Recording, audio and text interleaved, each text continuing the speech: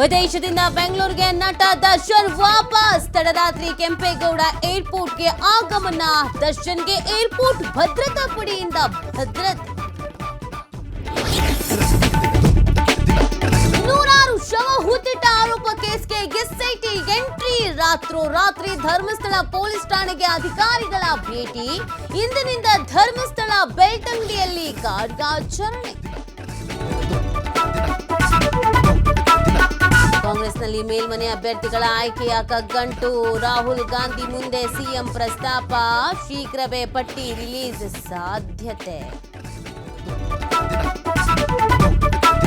ಮಲೆನಾಡು ಪಶ್ಚಿಮ ಘಟ್ಟಗಳ ಸಾಲಿನಲ್ಲಿ ಭಾರೀ ಮಳೆ. ಶೃಂಗೇರಿ ಶಾರದಾ ಮಠದ ಸುತ್ತಮುತ್ತ ನೆರೆಯಾತಂಕ. ಅಪಾಯದ ಮಟ್ಟ ಮೀರಿ ತುಂಗಾ ನದಿ ಆರ್ಭಟ.